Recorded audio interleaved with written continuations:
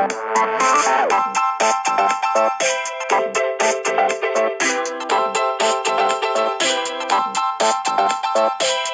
to Different Gravy, not just another Sheffield Wednesday podcast. I'm one of the hosts, Richard Miller, and my co-host has had to get up very, very early for this one, and he is good and grumpy, just how we like him. How are you doing today, Dr. Luke Gledall?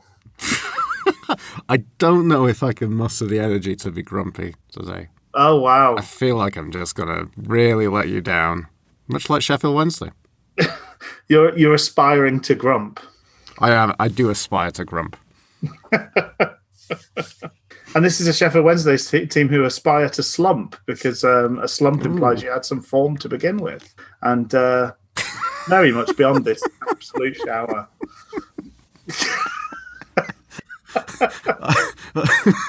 I really liked how you did this absolute shower.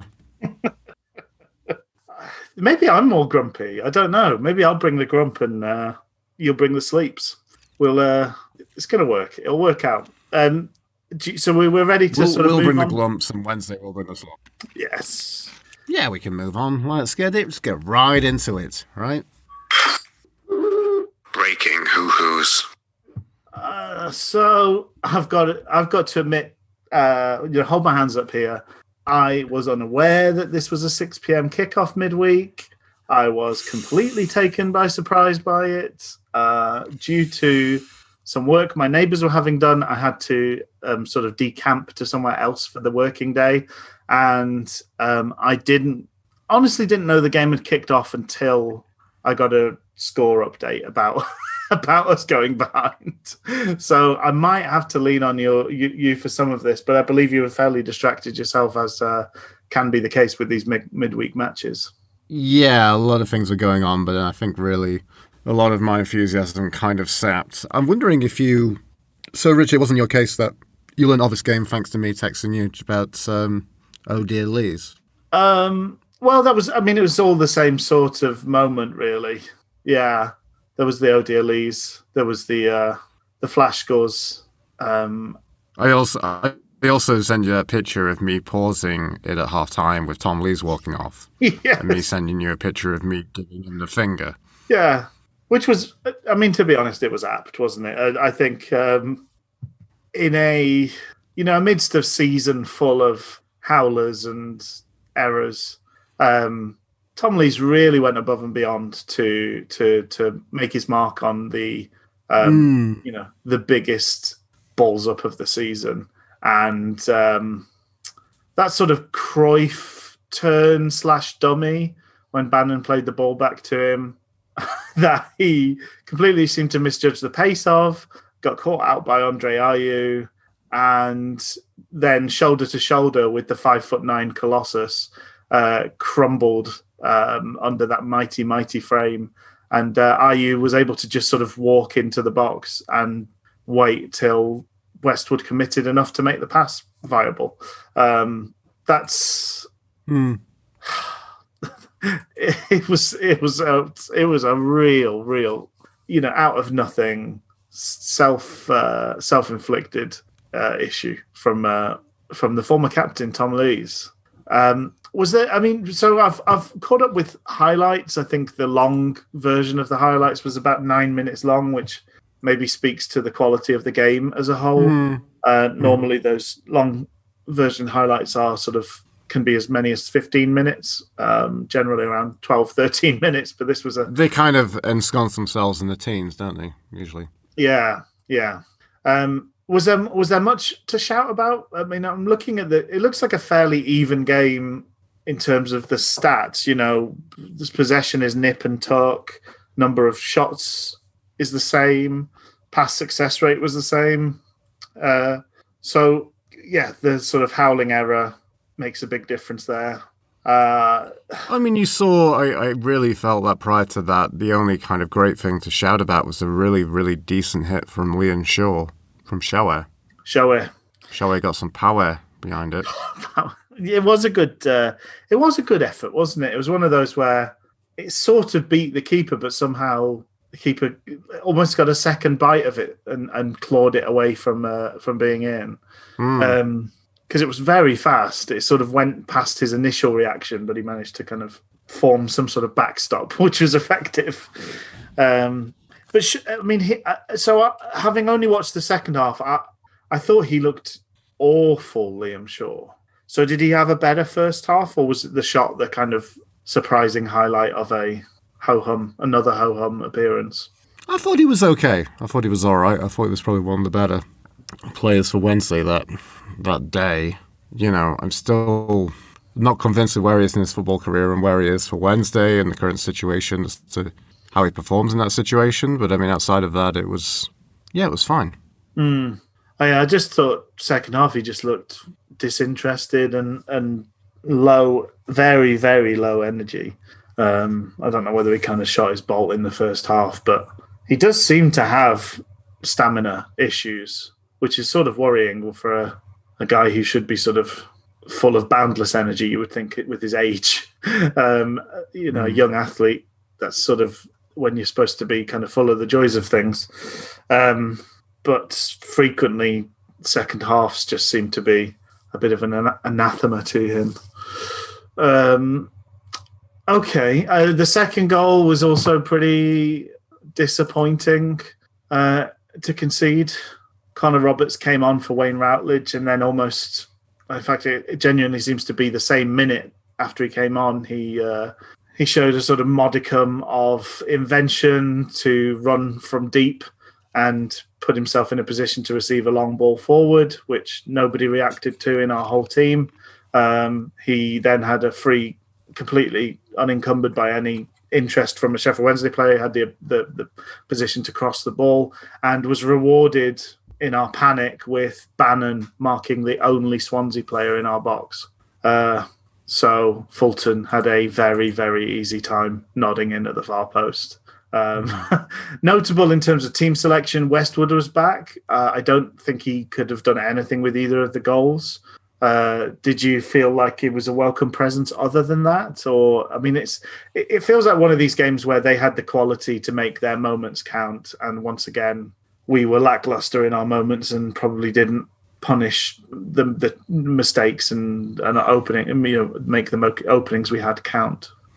I think you've pretty much hit the nail on the head with that kind of description of what's going on with the game and that kind of recap. In regards to Westwood back, I mean, it's nice to see him back. It's just frustrating. It doesn't make any telling difference.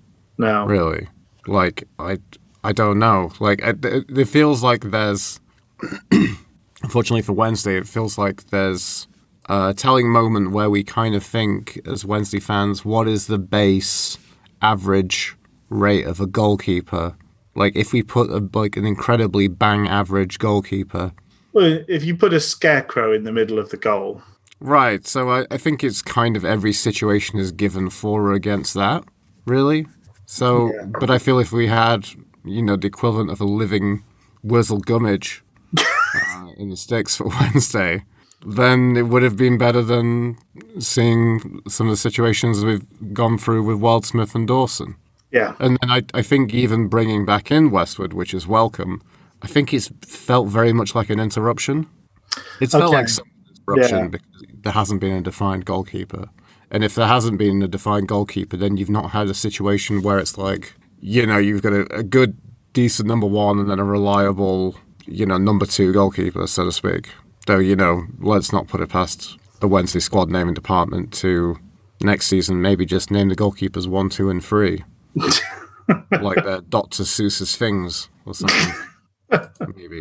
Maybe that could well be the case. Yeah, it's almost like the goalkeeping situation is a bit like why we've ended up with the defence. It's that we almost have to play a 3 regardless of personnel because nobody's good enough to play in a 2. And with the goalkeeping situation, it's almost like we need to just keep chopping and changing because it feels like you get 1 or 2 good games when you put a new goalkeeper in, and maybe the best thing we can do in our scenario is just change them out when they're used up like batteries.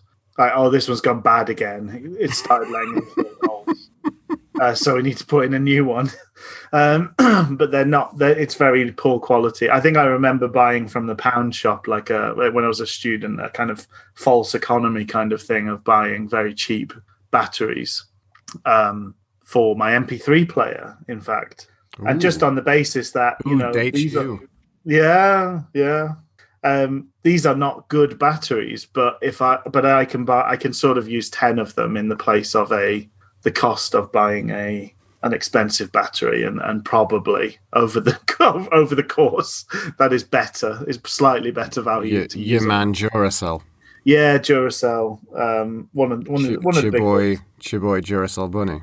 Yeah, that bunny keeps on going. Is it Everlast as well, or something like that? There's another brand.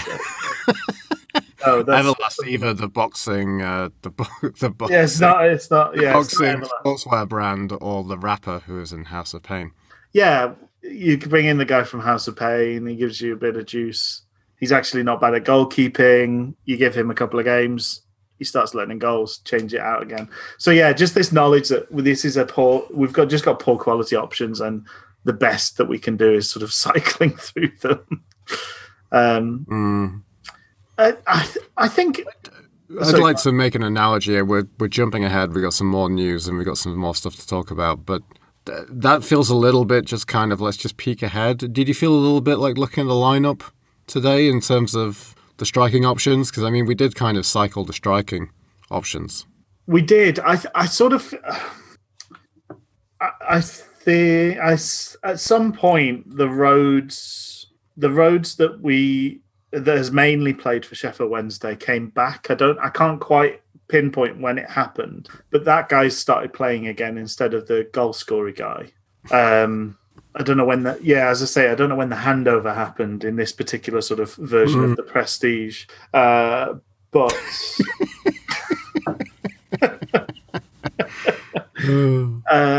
But we've got the naff one again, unfortunately. Mm-hmm.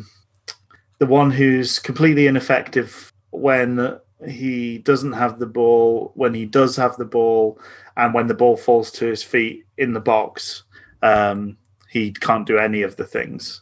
Whereas it seemed for a little while we had a guy that was not too bad at the other things and then really good at the main thing of scoring goals. I think today was maybe, well, this weekend's game, to preview a little bit, maybe the worst Rhodes performance for quite some time, maybe the worst Rhodes performance of the year, potentially. But yeah, I think probably it is worthwhile to sort of, the two games happened close together.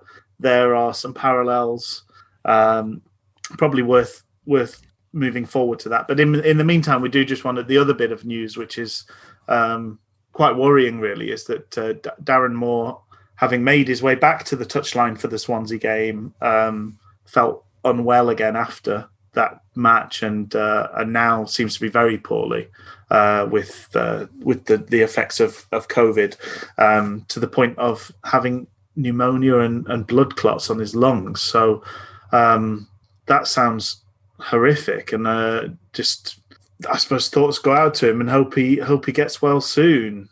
Mm-hmm. He seems to be a strong, fit gentleman, so hopefully things are in his favour in that sense. So hopefully it won't be too long till we see him back barking orders and chewing his toggles on his hoodie on the sidelines.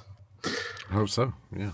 So I think one of the things going into comparing the two games and going into the two games, I think one of the things that's happening a little bit, and maybe it's the last three games in a row, I think we kind of look vaguely effective and like there's a plan going forward. But it's not good enough to cover up the fact that at the back, we look as shaky and error-prone as ever. So we haven't fixed anything at the back. But we're giving ourselves chances in games. And I thought in the Swansea game, we did have chances. We just didn't make the most of them. Did you see the clip of Bannon completely screaming at Wildsmith for the goal that we couldn't decide whether it was Wildsmith's fault or Urigide's fault? last week. Yes, I did, yes. I think that kind of sums things up where particularly Bannon is playing quite good football consistently. And I think there just must be at some level, there must be a kind of vague feeling of somewhere from the front of the pitch or from the middle of the pitch, players are kind of doing their job. I think Reach is putting in good crosses. Palmer's looking very good and effective by and large. Bannon's having good games. I think Windass looks good most of the time. But we are not scoring those goals and we are not stopping the goals. So it's like the middle third of the pitch we're just about nailing, and then the other two are letting us down very, very badly. And it must be frustrating. Kind of Bannon is pretty much carrying a team on his back. And it's like the moment he closes his eyes or turns his back on something terrible happens. Bannon is the turtle. Yeah, it's Bannon's all the way down. Well, Rich, we actually have a proper advert for once on the show, and support for Different Gravy is brought to you by Manscaped, who is the best in men's below-the-waist grooming and hygiene. Manscaped is taking over the world and is now available in all of Europe, Canada, Australia, and New Zealand. Manscaped is trusted by over 2 million men worldwide. Join the movement for all your below-the-waist grooming needs. Yeah, Europe and Australia are about to get a lot less hairy. That's right, folks. If you live in the EU, you can now purchase Manscaped products. If you live there, you've gone years without using the right tools for the job. I'm a man who's often used possibly some of the worst tools for doing this. And something I've never trusted any of my raggedy hair clippers that will sometimes kind of lock up in the midst of it anywhere near my prized nether regions. Yes, I mean, that's why Manscaped has redesigned the electric trimmer. The Manscaped engineering team spent 18 months perfecting the greatest ball hair trimmer ever created. And they've just released a new and improved Lawnmower 3.0. Well, they say the third time's the charm, don't they? So this third generation trimmer, it's got this cutting edge ceramic blade that reduces grooming accidents thanks to a skin-safe technology pioneered by Manscaped themselves. This is a premium product. You know, when we say premium, we mean premium. It's got a great battery in there that will last up to 90 minutes, so you can take a longer shave if you need to. I don't know whether that's a lucky thing or not if you have to do a long shave down there. You know, let's just say it is. If you're lucky enough to need a long, luxurious shave around that region, you've got the battery power to do it. And waterproof to boot, so you can do this in the shower, the bath, over a sink, in a waterfall. You can do it in all those places. I loved that really cool feature. That's the LED light. It really brings this cinematic lit close-up of me just zipping off the hairs off my testicles. Illuminates the grooming areas for closer and more precise trimming. I also appreciate they've upgraded to a 7,000 RPM motor with quiet stroke technology. Smooth. And there's the charging stand as well, so you can show the mower off loud and proud because it's a beautifully designed thing and pops into any sort of USB port you have handy, so you can take it on the road with you as well. And basically, you know, if you're listening to us speak right now, we want you to experience this premium luxury product firsthand for yourself, and you can get 20% off and free shipping with the code GravyBalls at manscaped.com. That's right, 20% off with free shipping at manscaped.com and use code GravyBalls. Your balls will thank you. They sure will. So we did make a few changes for the Bristol City game. Well, did we make a few changes? Maybe that's but Patterson started up at the top of that sort of trio. Harris came in place of Shaw, I guess, and Windass remained part of that front three. And we had Bannon, Pelopessi together in the middle, Reach on the left, Palmer on the right, and then the back three stayed the same, or back four stayed the same with Westwood behind, in goal behind Hutchinson, Lees, and Burner. A bright start, pretty much. I mean, within 3 minutes, we'd had a penalty shout followed by a corner, and then Burner put Wednesday ahead. A deep cross from Bannon, redirected by Windass pretty cleverly towards the goal. And then the bow-legged Bavarian reacted quickest and headed it home. Certainly did. What if you put a pony in his pocket thanks to that goal bonus in his contract? You must be on free for the season now or something, Julian Burner? He's probably got a goal record that puts several attacking players to shame. It's a shame. Yes. Let me see. No, that was really good. We look like we know what a corner is. Yeah, and a variety in there as well. Because Bannon has been playing what we might term sort of perfect ones, which is kind of landing in the middle of the goal. Landing in the middle of the 6-yard box and right in the middle of the goal. But today, a few of them they tended to be long, which made them much more much harder for them to deal with. We sort of elongated the time that we were in that sort of danger zone. Supposedly only 2. He just has the Cardiff one and the Bristol City one. Really? I thought he bagged again. That's insane. Oh well, okay. But still with 2 goals a season, that's look out Jordan Rhodes. He's still putting. If we had more defenders, then believe you me, Jordan, you'd be seeing a lot more of the bench. I wonder how it compares to whatever varying shades of Wednesdays. Numerous people on the touchline be like, "Get it to Burner, get it into Burner." He's the goal guy. He's doubled up his record from last season. By the time he's 40, he could be on 10 goals a season. There we go. He's just slowly building up a head of steam like a locomotive. It is more than Tom Lees has racked up, which he's only got the 1 this season, despite the fact he seems to have chances almost every game. A tremendous start. We did almost immediately let them get an equaliser with Hutchinson letting the ball drop in the box and kind of losing the physical battle against Semenyo and sort of limply flicking the ball straight to Diedo, who... Is it Diedo? Is it Zizou? Yes. I thought what I would do is just go for it, and then... All right. Deju, I think, is maybe how they were saying it. Right. Okay. Anyway, the big lad up top was really pleased to have it on his chest at the edge of the box, but thankfully his volley went straight at Westwood. We had another great moment from Hutch where pretty soon after that, where he sort of played a pass straight to their fullback and then ended up having to take down Semenyo and took his yellow card for that. It's a pretty nasty yellow. It was. I actually was slightly worried it was going to be a red because he. Yes, me too. Studs in the back of his calf, wasn't it? It wasn't just a sweep of the legs kind of thing. It was. But he did that thing where he walked off very, very quickly, right?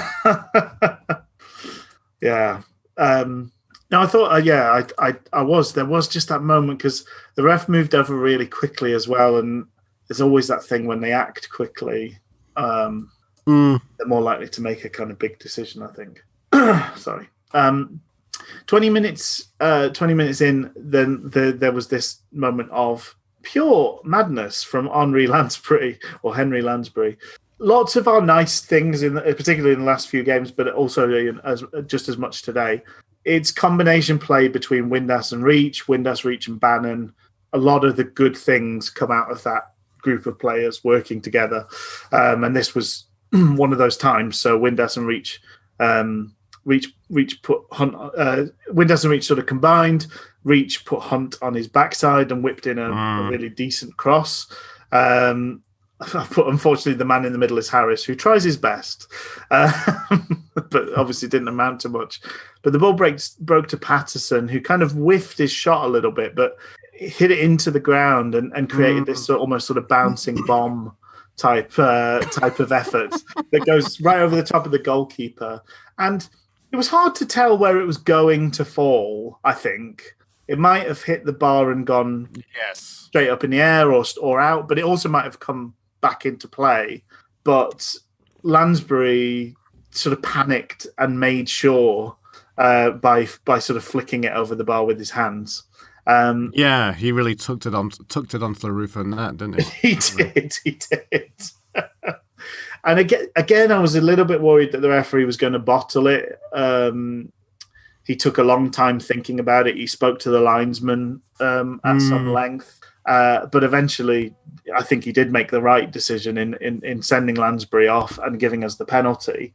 The commentator, Rob, on the commentary described this as the most important moment of the season as Bannon stepped up to take. Oh, jeez, no. Penalty.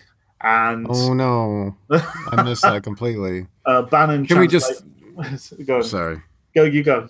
Okay, let's just keep egging this. I thought it was hilarious. Like I remember watching the highlights back at halftime. You know, the mini kind of highlight reel we get. Yeah. Just as we're in the halftime section. The highlight reel to Deathly Silence, which is just really kind of freaky, and it's almost like something from an Adam Curtis film. Exactly. Really upsetting. Exactly. I don't know how any of those Bristol City players had any gall to remonstrate with the referee over that one. It was just, I know it's like football players and they'll kick and lie about anything. Yeah. But I still cannot believe, because it was just like one of their players gave a little oh no tut finger at the referee. I'm like, shut up. I think it was Jack Hunt. Oh really? Jack Hunt was right in the midst of it. Formerly of this parish. Yes. Yeah, I mean, it was... The thing is, it happened quickly, and I think there wasn't a great replay. I think this is where the relatively poor quality of the video that is captured on iFollow kind of falls down a little bit, because there wasn't a good replay that they could show in slow motion that absolutely kind of gave you the smoking gun moment.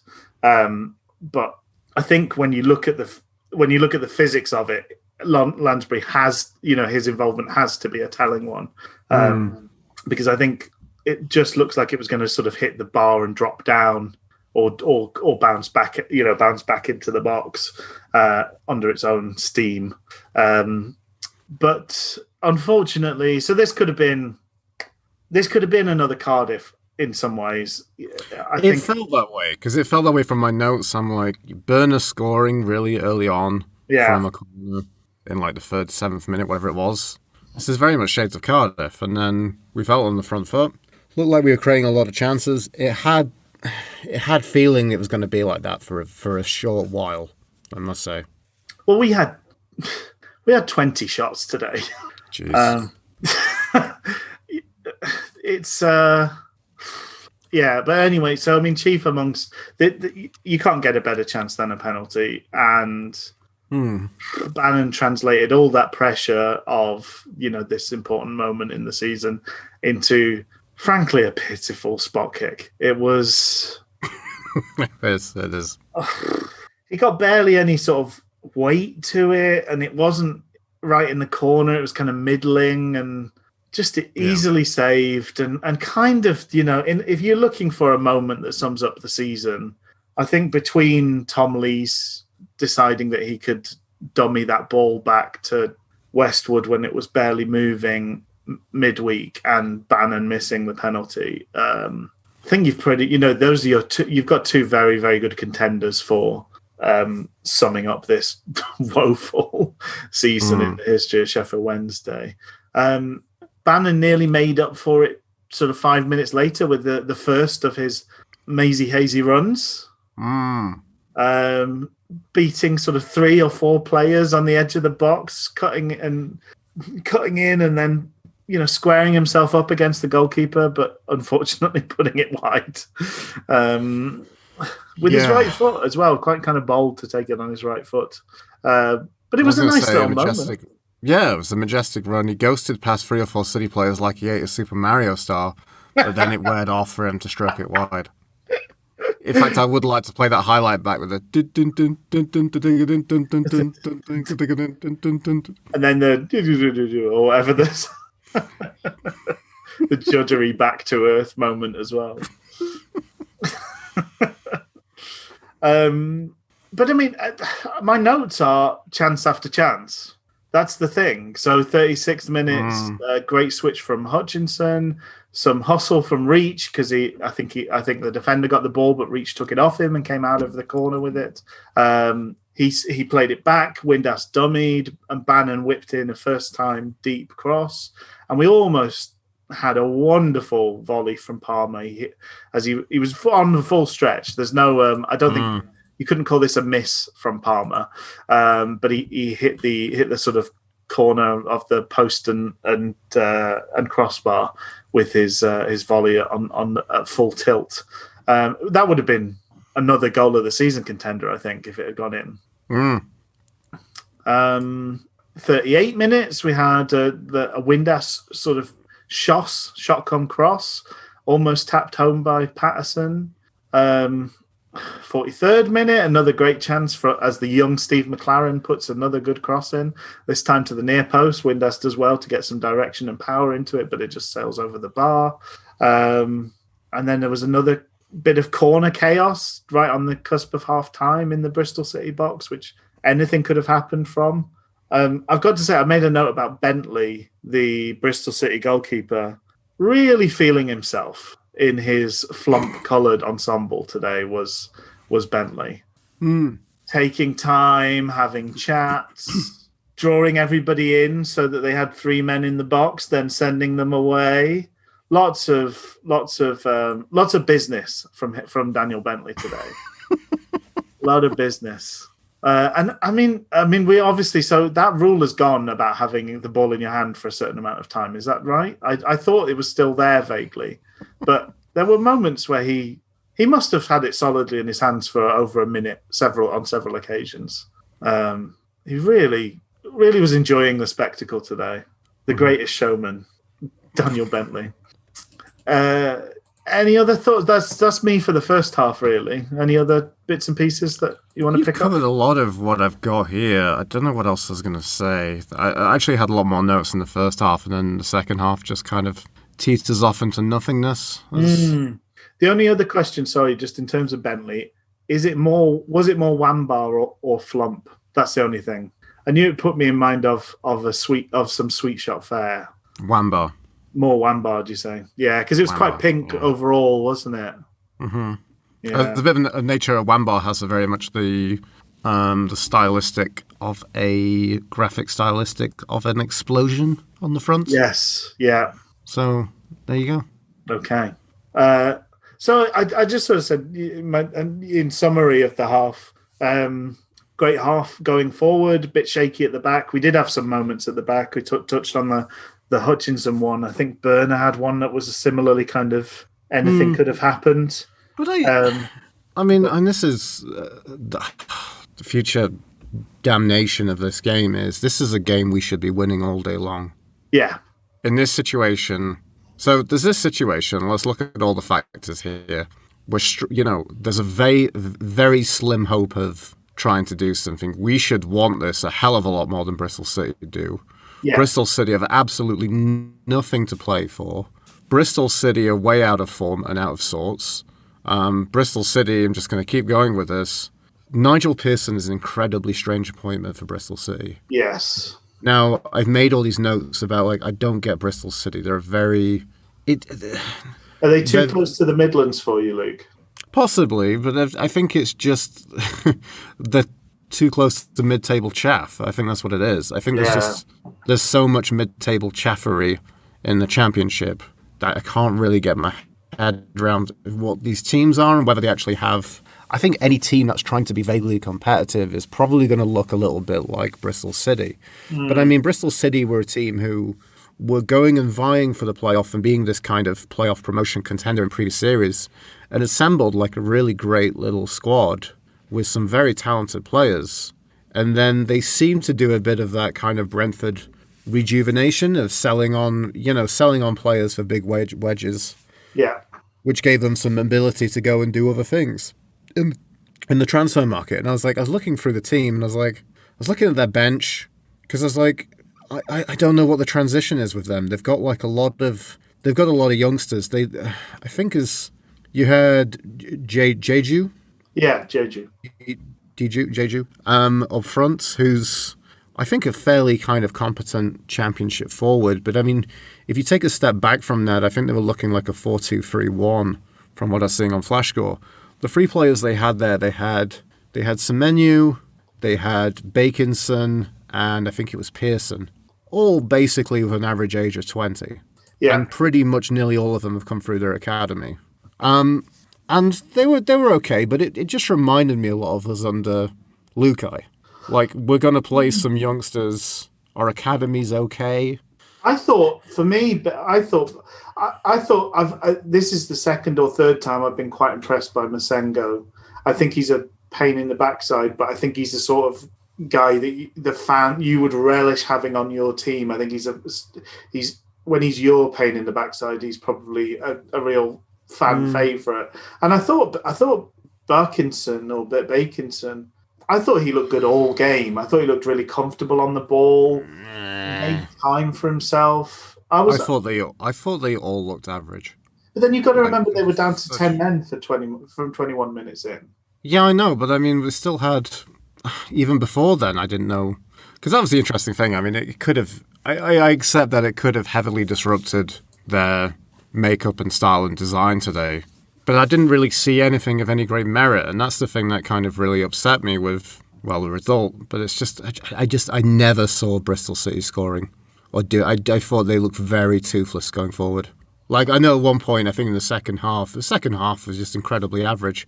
We didn't do anything to try and close that game down, but we also didn't really do anything to keep pushing and, try and get that second goal in the second half, which was a disappointing thing, and it led to, we know the situation it led to.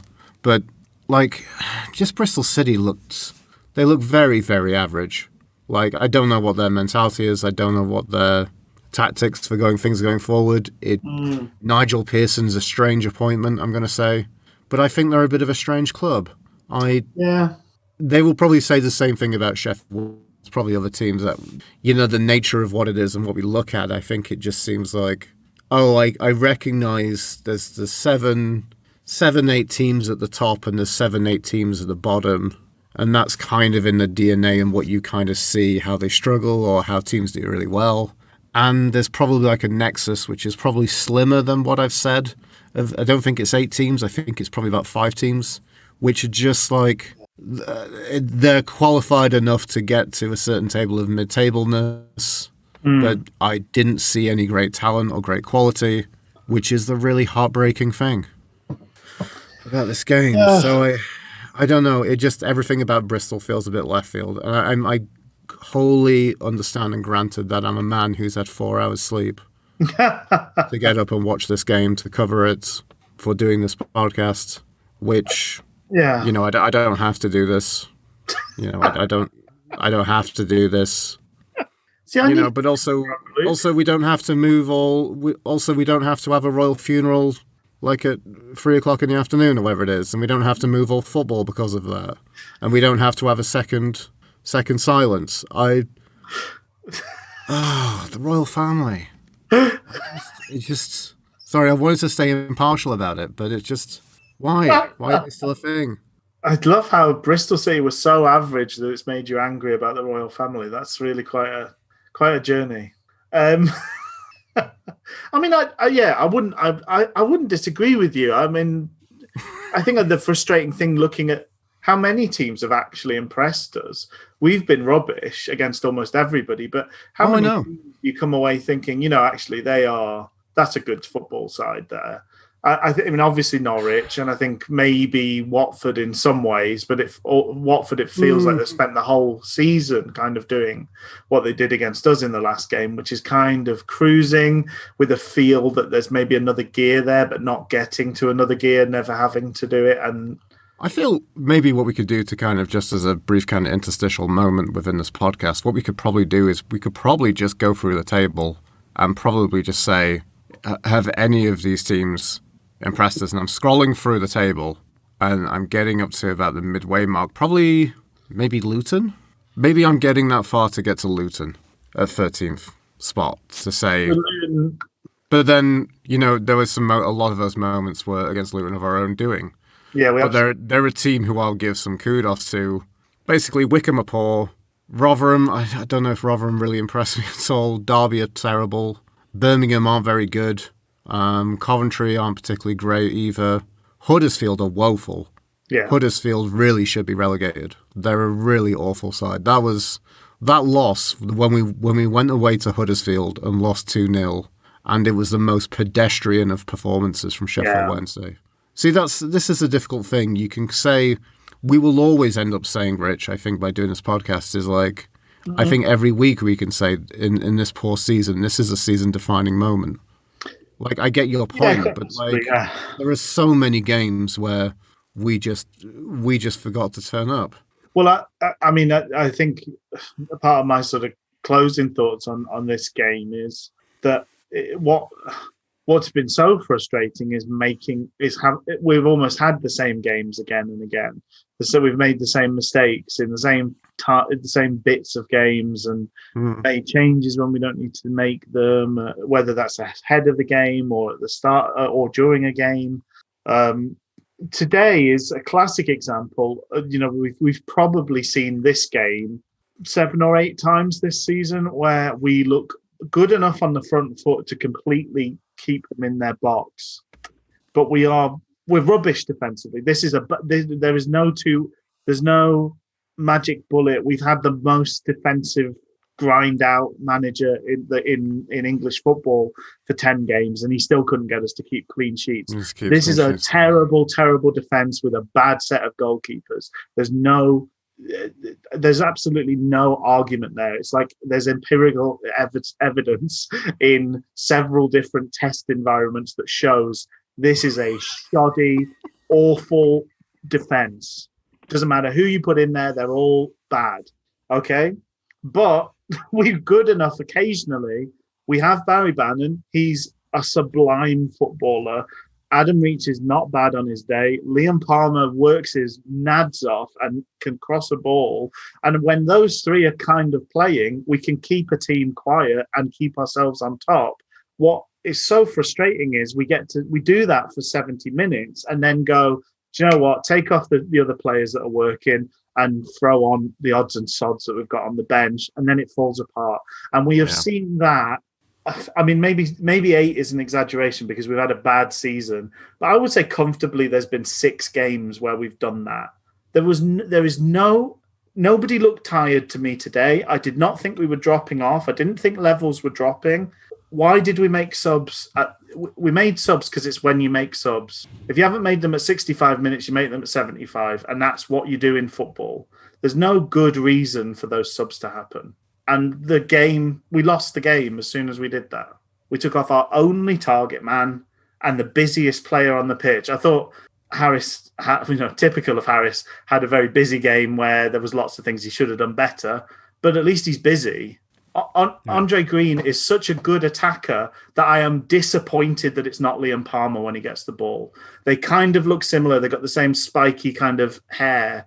And when they were both playing on the right wing, twice the ball dropped to Andre Green, and I was disappointed it wasn't Liam Palmer. If you're such a bad winger that I want you to be a right back, I think maybe football's not the game for you. Terrible. He's been a terrible waste of money. Whatever we've spent on him, even if it's a very small fee that he's getting paid week to week, it's too much. I mean, should we go through the motions of the second, counting the moments of the second half? I suppose we should. Yeah. But the first note I've got is 52nd minute. I sort of thought that was the first real chance of the game, which was Windass on the break. If you remember that. Don't remember it. Didn't make a note of it. Well, it was there. I think it was their corner. We broke away. Patterson played a good sort of reverse pass into Windass, and he had Bannon sort of in a fair amount of space on the left and Harris on his right. But because those options were there and they were very obvious options, there was a path to goal that opened for Windass, and I totally understand him wanting to try and take it himself, because Bannon having the sort of game Bannon has had in front of goal today, I don't know that you want to give him another chance. And Harris is not exactly a clinical finisher. So I think I can kind of understand Windass taking it himself, although maybe you could argue it was a bit selfish. Masengo managed to get himself in the way of the shot, so it didn't really amount to a save for the keeper to make. But it was a good moment for us to have. 10 minutes later, on the 62nd minute, we had Bannon, Reach, and Windass combining again, and it was another far post cross, and that's where Harris sort of took it down and then charged into the volley, which he didn't quite connect with. He ended up sort of scuffing it under the keeper, who sort of gratefully saved it with his taint. If you remember that moment. They did the big 3-sub change. They did that at the 56th minute. So Semenya, Diédhiou, and Pearson came off. I thought Pearson had moments. He had a shot, not a great shot, but he had one of their very few shots in the game in the first half on the angle. Yeah. But Alison Janney came on, Naki Wells, and Stephen Sessignon. Were any of our great American actors, like Bradley Whitford, for example, did he come on? Bradley Whitford. He came. The rest of the cast of The West Wing came on for the second half. So I also said Wells comes on for Bristol City in the triple sub. I meant to say triple sub, but it came out as triple SUV, which I quite enjoy. Oh yeah, nice. So that'd be quite fun. That's I was looking the at the bench. show that all the actors are in. Exactly. They're all in big. That's SVU, boots. isn't it? Sorry. Yeah. Triple SVU. These guys are really, really special victims. I feel like we're special victims. We've certainly been subject to unnecessary cruelty from this Wednesday side, I think. Sorry, it's a very crass analogy to make, so I apologise for that one. Yes, apologies. Yes. It's all Parody. I was looking at the bench and said there's a lot of talent. I thought there's some decent talent. That's why I couldn't figure out the Bristol City, because I was like, are you looking to transition to the future? Because I don't know about this lineup. Yeah. I mean, Lansbury's competent at this level. Who already got sent off. Yeah. Casey Palmer came on late. He's a good player. Yeah, his stock seems to have dropped massively, doesn't it? He was quite a big noise at one point. But I was going to say Naki Wells. Naki Wells is the one who I was kind of worried about, I was going to be honest, because he's consistently a decent player at this level. And he's been a thorn in our side previously. Yeah. I think around that time, just a bit after, one of my notes is John proclaims that Bristol haven't packed it in yet. And I would agree, but under the caveat for a team that looked bag average. You know, like Wednesday are. That feels like one of the generous things that commentators say, just to be nice. What's that? They've not given Wednesday, they're still trying. Yeah. Yeah. They're not very good, though, are they? Yeah. It's a real participation trophy, isn't it? Did you note on the 64th minute that Joey Pelopessi's welder is still in the mail as he thumps one into a Bristol City defender? But it was universally commended for being a good strike on the commentary. So he's getting there. It's going to come. I think it's that long gestation period for his second worldie it's going to come good. If he just keeps picking the same lottery numbers, then one day they're going to have to come up. It's probably going to happen on his triumphant return to Heron Vane after his Wednesday contract finishes, unfortunately. I think so. Welcomed back on the shoulders of the good folk of Heron Vane. But we made our subs, which is what I was moaning about. Harris and Patterson came off for Rhodes and Green. And we just lost any presence that we had in their half, really. I think that Patterson's sort of effective frontman play and Harris's, kind of chasing a crisp packet around an empty stadium sort of enthusiasm to just chase lost causes really kept them on their toes in a way that their two replacements just do not bring any of that kind of similar energy. We did have another moment from Maisie Hazy Baz and another missed shot, but he did another nice sort of dribble through a few players. It'd be nice if we see this towards, maybe this is the next. Maybe Barry Bannon has been Frank Lampard all his life, and it's only now emerging. It's taken 33 years or whatever it is, or 32 years. But yeah, so I did make a note. Andre Green, so dynamic on the ball that I'm disappointed he's not Liam Palmer. And then the next note is the 87th minute.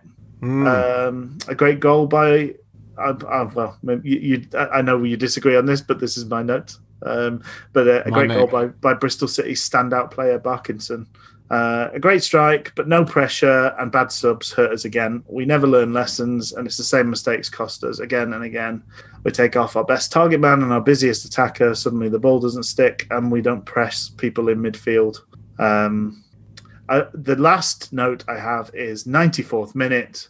Once again, that chance falls to Jordan Rhodes, and he fails to make it count. Because we did have one last sting in the tail chance to sort of come away with the victory, and he sort of poked his left foot at it and hit the first defender.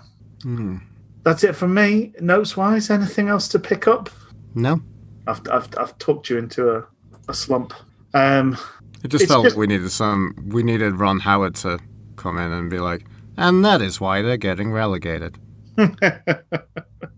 For some reason, when you said Ron Howard, then I thought Ron Jeremy. And I was like, I don't know how Ron Jeremy's going to help. And you thought, Luke, you're being very problematic even for your standards. I thought the lack of sleep's really got to Luke. So my kind of closing thoughts on the match were just so depressing that you can write the script of our games in advance. Actions have consequences, and we keep taking actions against our own interests. We're rarely forced into such changes, but constantly make them and constantly pay for making those changes. This feels worse than the Swansea game at the end of it. Yeah, it's going to do that, isn't it? Yeah. Having the game you should have won by at least 2 or 3 goals, and then coming out of a point. And I've got I've got no interest in what other teams are doing right now, and that on the commentary, such and such aren't doing us any favours. I know. We are past the point that we're other teams. It's the only way that we have any hope in hell is winning all these games. It doesn't we need to win 3 games before we're even in the conversation about staying up. Right now, we're relegated. Yeah. And today should have been the first of those games that we won. If we need 3 wins in a row, this should have been win 1 because we did enough. Yeah. But how many times can we have this conversation? I know. It's done. It is now. It's over bar the shouting, isn't it? The nice thing about Swansea game midweek is it's one of the last midweek's games of the season. Annoyingly, it's not the last one because we've got Blackburn coming up on Tuesday. But I don't know. I'm hoping that somehow from somewhere, I don't know how this is going to happen, that if ever Wednesday are going to be any degree of competent as a football club, then there needs to be a culture change that kind of addresses, the sheer lack of backbone within this team. That's the thing. We're gutting out and we'll be getting rid of so much of this team. Yes, we will. Yeah. I think that's the question. The question is then, the question has been for, I think what me and you have talked about for, nearly 2 years of doing this podcast, 2 seasons now, is basically who are we going to, the question is always, who are you replacing these players with? I think that's the tricky thing in watching this slow, sad demise is we have no idea how many bits of this. Like today, in some ways, you could go, okay, that was a good performance. We were unlucky with the result. If we knew that most of this team was staying and this management team was staying, I think you could be looking at this tail end of the season to go, okay, we've had a relegation season. I don't think it's been Darren Moore's fault we've got relegated. I think the rot was well and truly set in before he got anywhere near the team. So we could be taking some... If we knew he had a contract for next season and we knew some of these players were hanging around, we could be watching this tail end and going, well, there's some things to build on because this is a better team to watch than it has been at any other time during the season. We are having shots, we're building play, we've got an identity. In a lot of ways, this is the best Wednesday I've played maybe in 3 or 4 seasons. So we could be enjoying that and the prospect of that. If we can take this into League One, who knows, etc. But we know almost all of these players are going. there's a very good chance that we don't have this managerial team anymore because there's been no commitment to that. Mm-hmm. So I don't even know whether I can feel good about the slight glimmers of hope in this, or whether it is just a purely, it's just different shades of black and grey. This is. I mean, I'm not surprised by you saying that, but also I did chat to my brother. I'm not, maybe due to just being kicked in the face long enough by this football club that I haven't, been so far immersed in my, my Wednesday simplex virus to keep up with some of the press. But I'm not surprised learning that I was chatting with Mel's brother Andy and saying I saw him saying they hadn't discussed next season. Yeah. And which, we both jokingly made the same point, which he said, because winging it sounds like the best way. And I said, right, because why plan for next season anyway? Yeah. Why do such a thing like that? Who would ever do anything like that in a business? Who would ever think about the next year? Who would just wake up in the morning and think it's all about today? But the planning that should be happening is assuming we go down. Like the likelihood. I mean, before the Swansea game, somebody posted up some statistics on Al's Talk saying that it was like 88% or 87% likelihood of getting relegated. What we should be doing is planning for League One, and then we can add things if we somehow stay up by some miracle. It's not an excuse to not plan at all. It's not like you don't know. It's not like there's endless possibilities. The possibilities are there's like 9/10 of 9 times out of 10 we're going to be in League One. 1 time out of 10 by some freak miracle we get to stay in Championship. But we should plan for League One. We should know that the building blocks are there for a rebuild in League One, and then, as I say, you can scale up ambitions if you stay in the Championship somehow. But if we win all 4 games, which is not likely, we've not won 4 games in the trot for however many years. But let's say somehow we do with the unbelievable turnaround of suddenly we put 4 results together in a row. That gives us 12 points. 12 points takes us to 48 points. We are relying on Huddersfield not getting... If Huddersfield stay below us, they've got to only get 1 more. They've got to lose every game, so they've got to lose 4 games in a row. Coventry can't win another 3 points, so they've got to lose 4 out of... they've got to lose, almost every game. They can't draw 3 or, it's just so improbable that we do what we've not done all season and every other team fails miserably. We are down. Theoretically, we can get 12 points and we can be safe, but then theoretically, every other team can get much more than that, or get higher. But then we also have an owner, which is like, it'd be interesting to know and look at parallel universes and see how this would work if we did it differently. But you've got a situation, Rich, where all of these players have their contracts run down. Yeah. So they see no loyalty from Sheffield Wednesday, so why should they even show any loyalty to Sheffield Wednesday by putting any performances? And so many of these players will be fine. So many of these players will go get Championship contracts elsewhere. Yeah. They might not get the wedge they were on here at Sheffield Wednesday, but they're getting to the point because they've all been signed at a certain age. They're all approaching 30. They'll still get a decent wedge. If not, they don't get the stuff that they do get, right? Yeah. So... How do you expect this is going to be a recipe for success? Like, it isn't. It's just been poorly run. Everything through the squad's been run into the ground.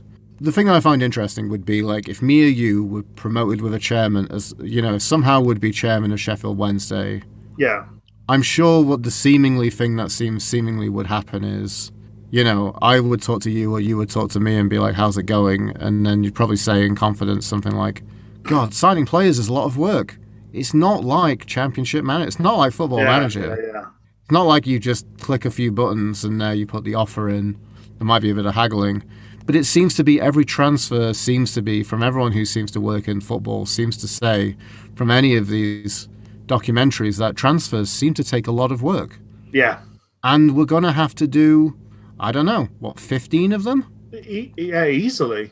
There's almost nothing left in the players that are left over. Is it something like 8 senior pros or something like that? And 2 of them are those dreadful goalkeepers. Yeah, and a quarter of them are the crap that we don't want.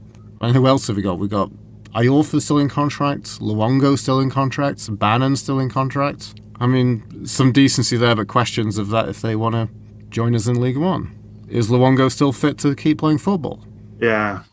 All these questions. So, just as a just have a further conversation with my eldest brother, like one thing we didn't cover from the news, which we can kind of cover now, is did you see the media press? They interviewed Josh Windass, and which he said, we're going for the win for Darren. We're doing that for him. Laughter's the best medicine. No, winning is the best medicine. So, and he's actually said, "No, you're thinking of laughter." I said, "No, I'm actually thinking actual medicine is the best medicine." Though if laughter is the best medicine, maybe what we should do is we should put a video. Me and you should put a compilation of Tom Lee's moments from this season as Patch Adams for Darren Moore, and we'll see him back on the sidelines in no time. To the sort of Benny Hill, yakety sax. Here's something to cheer you and the boys up. Tom Lee's the yakety sax. Oh my goodness. Yeah, it's just it's so hard without knowing what comes next. But then I suppose that you could argue. I mean, maybe this whole thing it's the gambler's fallacy again and again. Like the first year we had a model, it nearly worked. Second year we sort of doubled down on that model and it nearly worked. And then every year since the plan has basically been, well, someday it has to land on black. Like it's just a roll of the dice. Always bet on shit. Is that what you're saying? Yeah. Give me black, sir. No, I'm betting on shit. Shit always comes up. Have you seen Tom Lee's at the back again? There's no other name for it. But it turns out we're not playing roulette. We're playing something. We're playing something else entirely. We're just putting money on a pool at the side of a pool table and hoping that we win at roulette, even though it's not happening. There's just it's So why are we still pretending like it's going to be sunny and tomorrow's going to be better? We the proper planning, proper management of a business is what happens if the worst thing happens? What does that look like? And how can we work with that? And then everything beyond that is layers of, shiny sun. But you've got to work from the baseline of abject failure and then go, move up from there. And we just seem to be preparing for, but what if it's 20 degrees and sunny tomorrow? Yeah. What if it's really nice? What if I need my the old sunscreen? That's Andre Green is sunscreen in human form. Oh, you mean SPF 5? SPF 5, yeah. Yeah, he's the equivalent of slavering on the olive oil in the hope that you'll get a tan in a Baltic winter. Well, there we go. So we play another one of these teams that should have nothing to play for and therefore should be an easy go for us in Blackburn. We've got those. And they will also whittle their little wang around and probably come away with 3 points. Yep. And the third, so that will make up the end of this trilogy of home games that held so much hope for us. A bit like early in the season when we were going to get to those easy games where we got to play Luton, Rotherham and Wycombe back to back. All 3 of them. We've gone into this run of 3 home games back to back, and we've fared slightly better in that we've got 1 point against a 10-man team. So onwards and upwards, and bring it on, Blackburn, with your tedious manager. So since we draw, I think it Marlborough. Boring man. Marlborough. Did we? So I guess as just a we should do the final nail in this coffin. Yeah, Yeah. like we usually do. So if we win, we do a player who did really well, and then if we lose, we do a bill of the piece. What happens if we draw? Do we just one of both? Do we just open the airlock and let all the players out to just asphyxiate space? The game of Among Us where everybody loses. Just Tom Lee's body just floating in space, just for eternity. I don't know that anybody necessarily is the baddie, today. Bannon missing a penalty is pretty... It's pretty awful, isn't it? Yeah. But then he was really, really good otherwise. Yeah, I know. And he supplied plenty of chances for other people to make up for his miss. I know. But yeah, I suppose missing a penalty is it's pretty criminal. It's a bit bad. Yeah, okay. So he's the villain of the piece. Any honourable mentions? Burner, because he bagged? Burner, because he bagged. Mm-hmm. The bow-legged Bavarian, as I've decided to call him. I'm going to call him the Bow Bells Bavarian, because I'm going to really double down on his Only Fools and Horses obsession. Why does he run like that? Well, he's always got a pony in his pocket. Hey. Okay, that's fair enough, I think. Mm-hmm.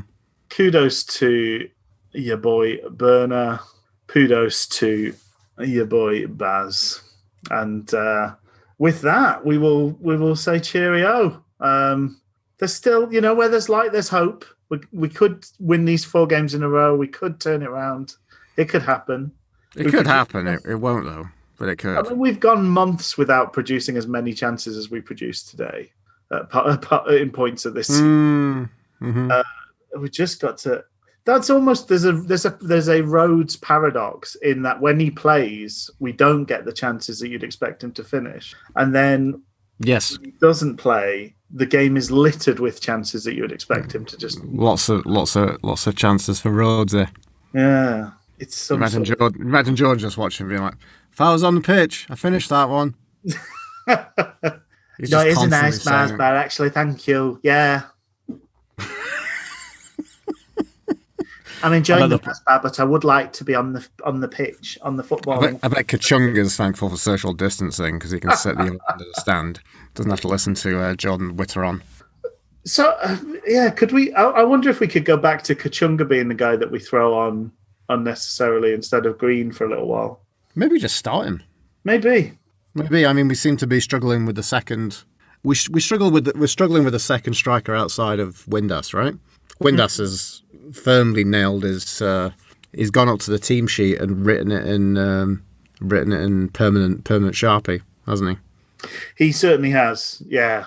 He's been a standout for about a month now, consistently, I think. He's... Well, because we're Sheffield Wednesday and we don't have the money for brand name Sharpies, it's, the Poundland equivalent. If he could match the sort of output of Harris, he would be a better option because he provides an aerial threat. He's got that Tudgay thing of not being that tall but competes very well in the air. And there was a couple of times today where a bit of aerial presence at the far post would have really caused them massive problems. At the back stick. At the back stick. So maybe that's the answer. We've figured it out. Kachunga at the back stick is the answer to all of our problems. It's what we've all been waiting for. He's our man on the grassy knoll, isn't he? Indeed. Well, have a good week, folks. We will see you again on the other side of another duo of wonderful Wednesday football matches. The doubleheader of Blackburn and Borough. Fingers crossed, we might, maybe we'll feel a lot more rosy. Maybe we'll already be relegated. Oh, the fun of end of season times for Sheffield Wednesday. Thanks very much, Luke. Thanks, Rich. Have a good week, everyone. Bye.